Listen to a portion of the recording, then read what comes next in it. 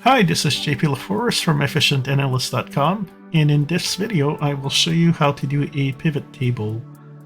So the first step is you can either select the whole area that you want to pivot, or you can just put your cursor in it, and Excel will usually do a good job at figuring out what data you're trying to select.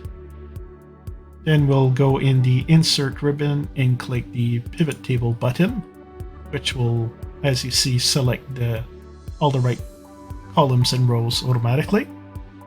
And we'll leave these defaults in, so you have the range here if you wanted to modify it this way. And we will create it in a new worksheet, or you could also create your pivot table in an existing worksheet, like if you wanted to add it to the side here, but we'll do it this way. And you'll see it added a sheet 1 in the bottom here. And so what we'll do in this case, we'll take the country and move it to the rows so we can see that we're pivoting and we're going to be summing up based on each country. Then we'll bring in the values, which automatically comes up as a sum.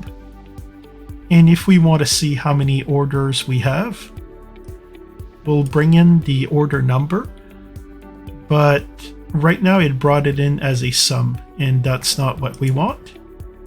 So we'll go in the value field settings and select the count, and you will see that it will count how many orders we have for each country. And that's basically it to get a pivot table started. Now I'll show a couple of extra tips.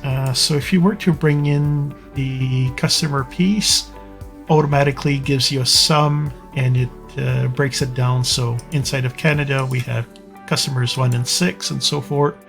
You have your individual sales amounts and how many orders they've placed for each of these customers.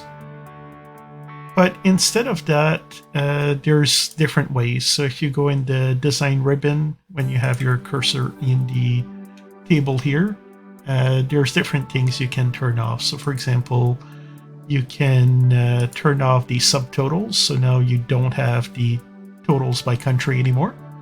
And likewise, you can turn off the grand total if you don't need it. And finally, you can play around with the report layout. So you have the compact form, which we're seeing right now.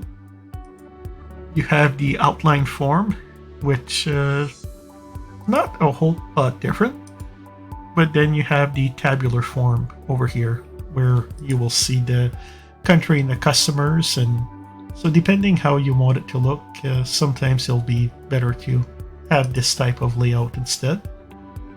And then if you do the repeat all item labels, because you'll see right now Canada, it'll only show it for the first customer, and same thing with the US.